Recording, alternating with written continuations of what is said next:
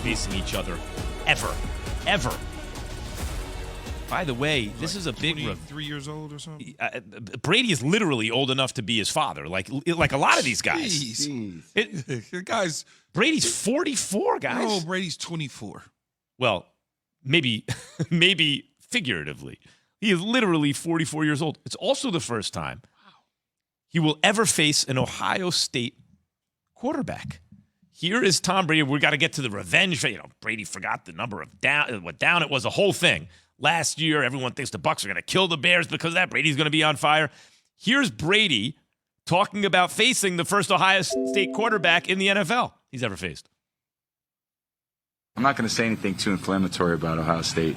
That's what you're getting to do, but I'll have my time. Usually Ohio State. This is Michigan State week, so I can those are the guys that I can kind of go after. That's interesting. Why is there not a lot of Ohio State quarterbacks in the pros? There's a lot of Michigan guys over the years, but not a lot of Ohio State guys. I love it. Oh, God. Craig Krenzel or whatever. Craig Krenzel. Craig Krenzel. Krenzel. Tough as nails, that guy. No need to take shots at us. That was an incredible win against Miami. No need. Yeah, where was this Brady at? I guess this is the reason he wanted to kind of leave Foxborough, to be able to do stuff like this, because he didn't do this in Foxborough. He just would concentrate only on the Chicago Bears, and that was pretty much it. But it's good to see that he's having fun and he's enjoying his time in Tampa. And now this is what you're getting. You're getting the uncensored Tom Brady. It's that reflection. I mean, Tom Brady is Tom Brady, obviously, but Bruce Arians is kind of built the same way. I mean, that they're going to say how they feel. It is what it is, and they're unapologetic with it. But that's the whole mantra of how this Tampa Bay Buccaneers team actually operates. He does have a point, though, about the quarterbacks at Ohio State. He's telling the truth. I mean, there's a reason he hasn't faced an Ohio State quarterback ever. How's that possible? He's been in the league over 20 years, literally over 20 years. By the way, if you're an Ohio State alum, if you're at Ohio State now, there's something. What's so hilarious about it is the GOAT. It's like Superman's talking down at you. It's so good. I wonder. I haven't looked at his college record. Did he beat Ohio State at all when he was in college? I have no. I wonder if he beat them at all, at all when he was in college, or did they lose to him or whatever? But whatever the case is, he still got 7 Super Bowl rings too. Has 7 rings, and he's taking this is shots. Huge game. And this is a huge game for him and the Tampa Bay Bucks, based on what happened last year. And they had an opportunity to win the game in the end. They marched down to kick the field goal. It didn't happen. They ran out of time, ran out of downs, better yet, not time. Yeah, right. Yeah, well, Brady was waiting for that 5th down. He didn't get it. Key, we all know how the Bucs can win this game, How right? could the Bears win the game, right? How can the Bears win this game, possibly? It's going to be a tough one, but it's not impossible. I think that when you look at, you're not going to be able to run the ball on them up the gut. I would try and figure out how to use Allen Robinson as much as you can in one-on-one situations to take advantage of the secondary. Richard Sherman's not there. Murphy Bunton's not there. So you've got either some young guys or inexperienced guys that are now in the lineup in the secondary, and you get the ball out quick. You do things on the perimeter, and you go sideline to sideline in the pass game and get the ball out of Justin Fields' hands quick. And then you hope that Khalil Mack and that defensive side of the ball could have the type of game that they had a year ago.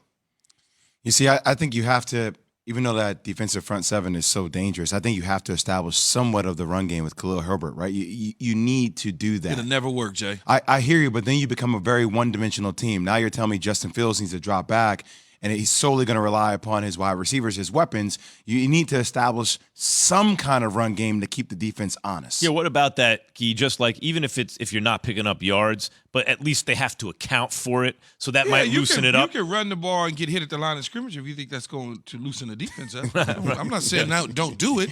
I'm just saying that wouldn't be the best game plan to go into a game with, is saying that we're going to try to run the ball on Vita Veda and Sue and those guys up front. It just doesn't work. You get on the perimeter and you get the ball out of Justin Fields' hands quick, and you don't allow those dudes to pin their ears back to go get him.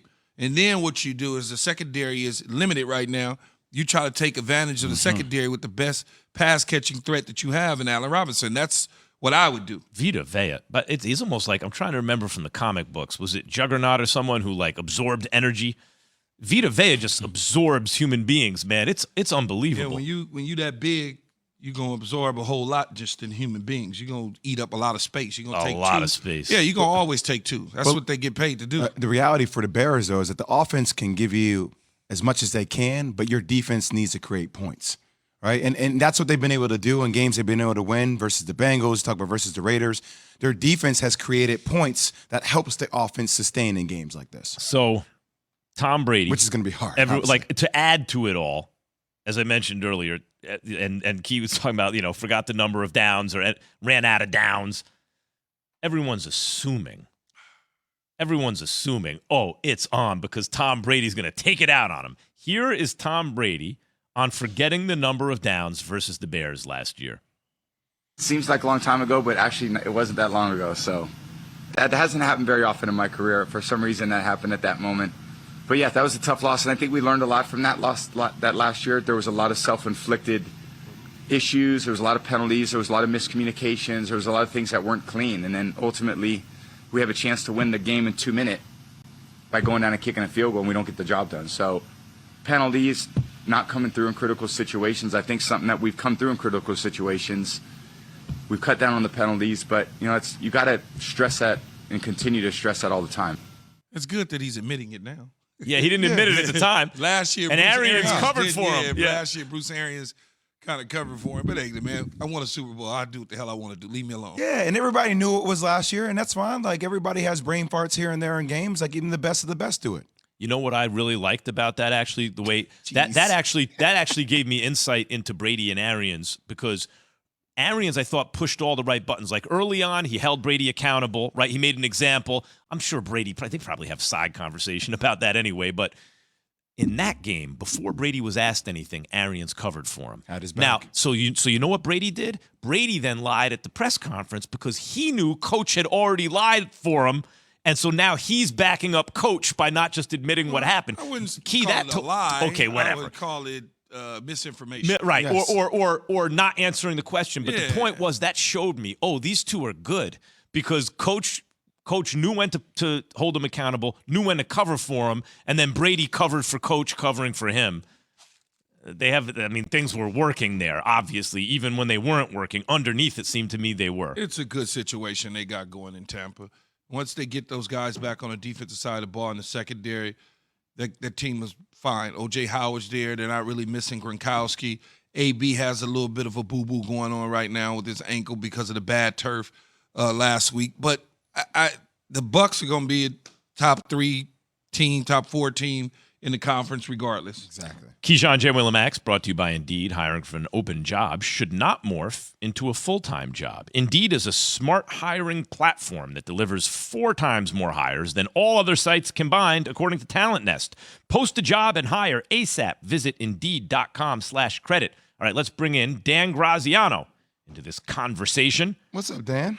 Hi, I'm getting my earpiece. New earpiece, working it in, It's a little peeling back the curtain. Okay. All right. Dan, expectations for this game, Bucs, Bears? I think the Bucs are going to destroy them.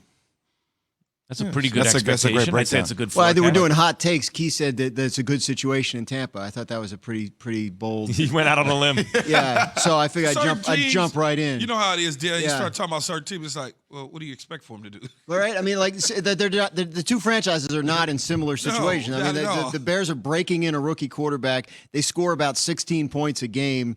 Tampa can sneeze 16 points. They don't even. It doesn't even. They just show up and there's 16. So yeah, I don't think this is. I'd be shocked if it was a game. It's so hard to talk about teams that really don't have holes. Their holes is the secondary is banged up. But other than that, it's like, well, how are the Bears going to take advantage of that? They don't have anybody except Allen. So, and that's more. You're going to have something weird happen, a funky turnover, or something like that. Or just a monster game from the defense, and keep it low scoring. Game like last night, but no. Quick question for you. The next 4 games for the Bears, at Bucs, 49ers, Steelers, Ravens.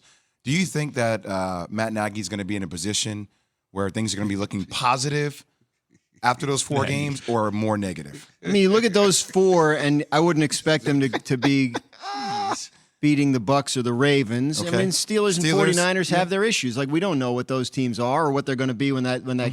So that you see, the Bears are in kind of that bucket with those kinds of teams. So those are the games where you find out. Do you emerge from that sort of 3-3, 4-4 pack, and which direction do you go? And those are teams that are asking the same question. So I think you look at those two games. How do they do in those?